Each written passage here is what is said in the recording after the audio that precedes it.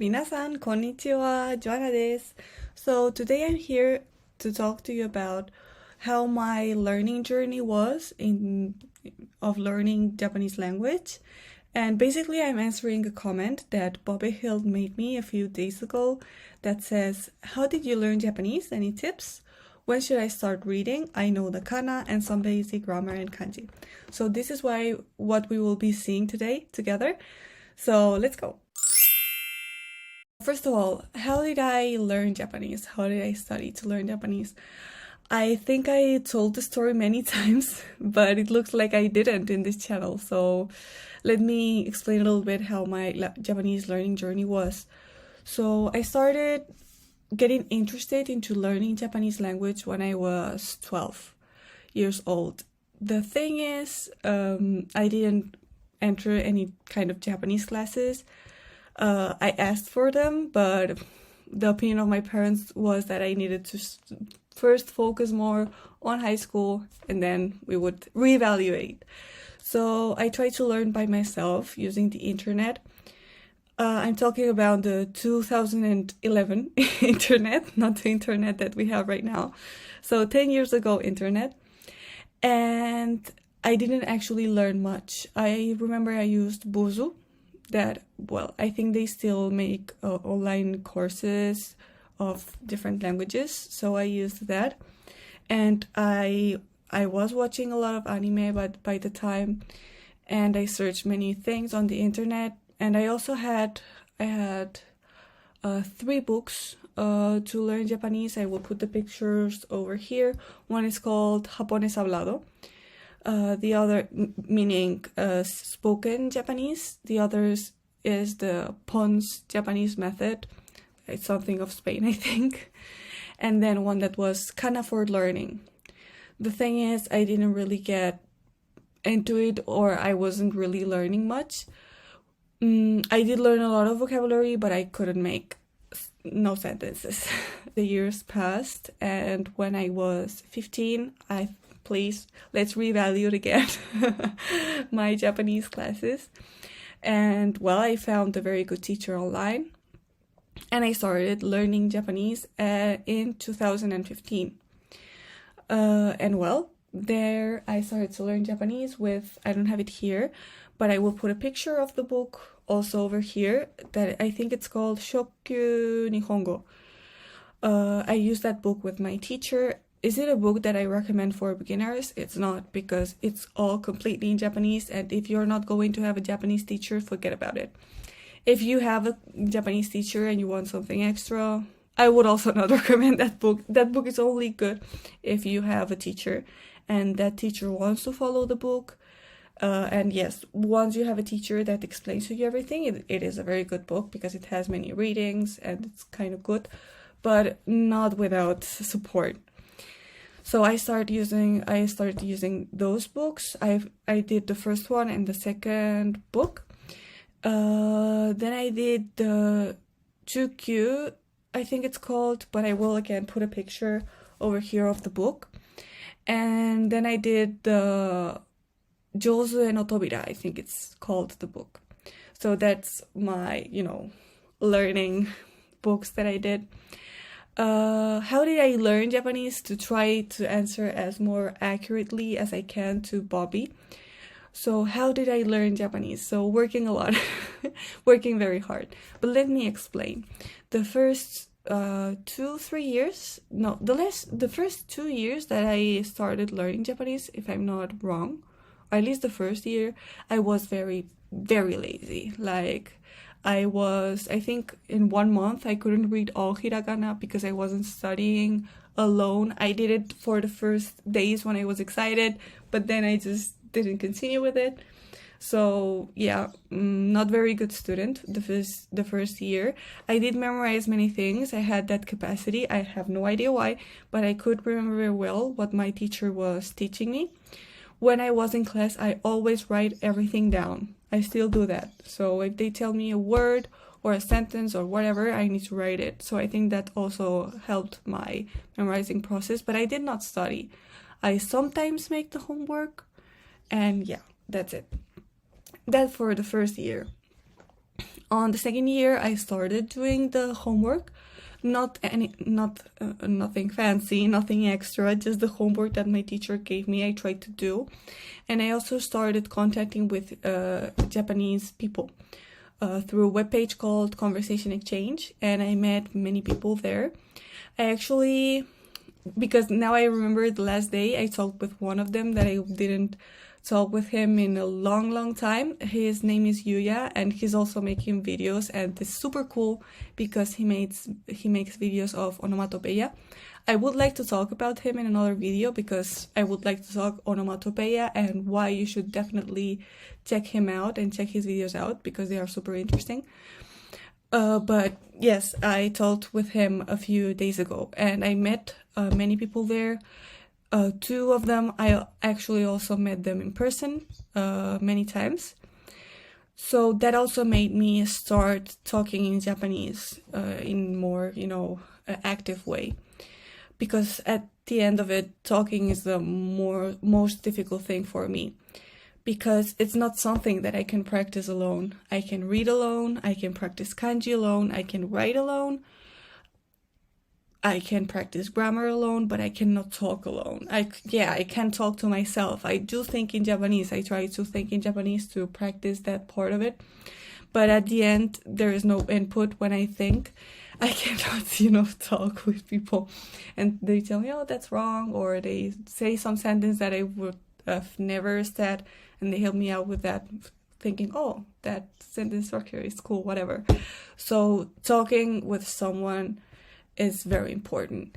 It doesn't necessarily need to be, a Japanese person. Of course, that's very cool because they always will know more than me, of course, meaning they will always know specific words from where they live or things more specific. So it's very good to talk with a Japanese person. But for example, if you are starting to learn Japanese, you could, for example, talk to me, and that's already good. With someone that you can maintain some conversation in Japanese, that's essential.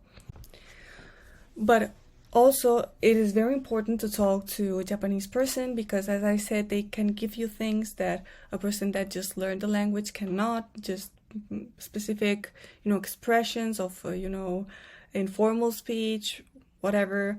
They have, because they are from there, they can have that knowledge. But for example, as the opposite, the important value that I give as a teacher is that I went through this high mountain that you will have to go. I did it myself and I'm still doing it. So there are a lot of things that I can explain to you in a way that my English, Spanish brain could understand, and someone that is 100% Japanese, for example, would not be able to explain the same way. And I can give you tips and I can guide you through a process in a way as a point of view of a student that had to understand all of these things. So that's why I love learning and teaching Japanese, because I can give my students this kind of my point of view of the complicated things or the difficulty of Japanese has. So I can give that point of view and I can guide them and I can explain things in a way that a student that went through this can explain it. Why I was saying that. So the second year I started contacting with Japanese people and I started meeting them and talking with them in Japanese, but I need to say that was very basic, my Japanese. Over that period of time. The tips that I would recommend to you is, what I did was, making the homework and talking with someone and watching a lot of anime. I know it sounds very, why do you recommend it so much? Because you are just listening to it and you can automatically, you learn how to pronounce it well and you learn many, many words. Yes, they talk in informal. They talk odd. They say words that a Japanese person would never know in a real context.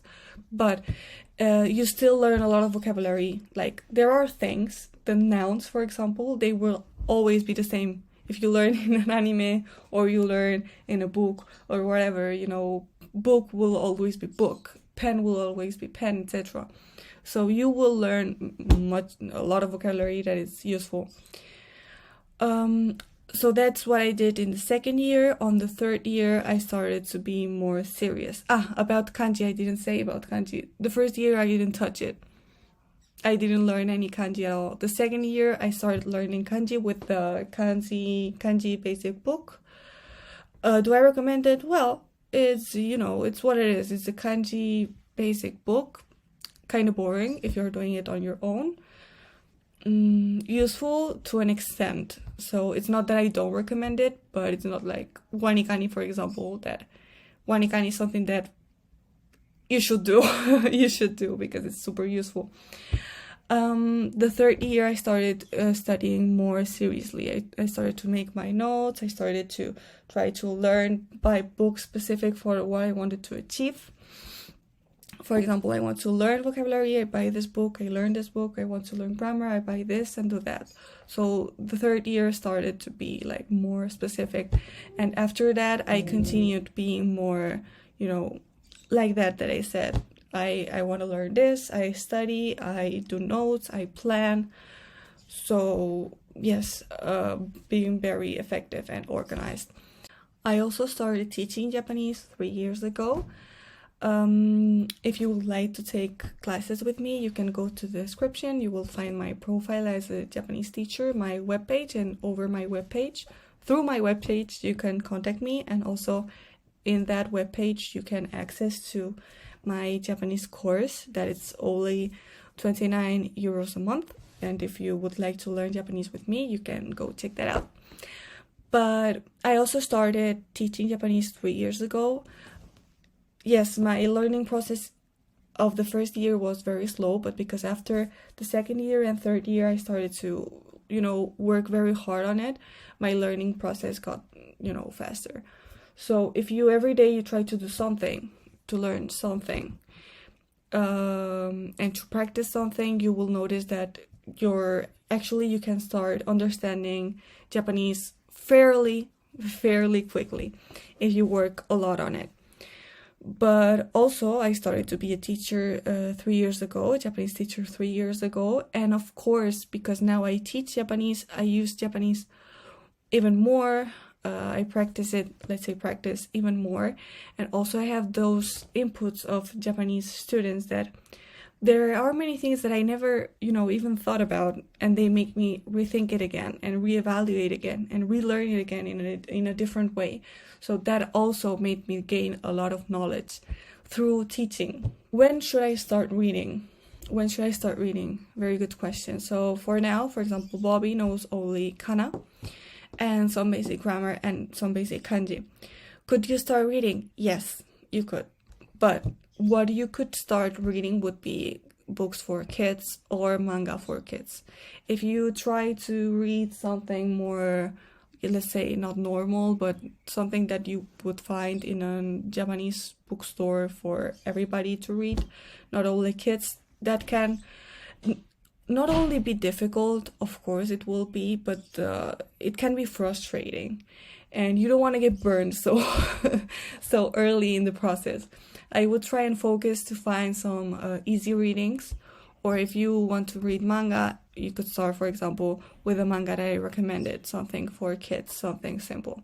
About how to start or about when to start learning Japanese, as I said before, those are the mangas that I recommend and what I recommend.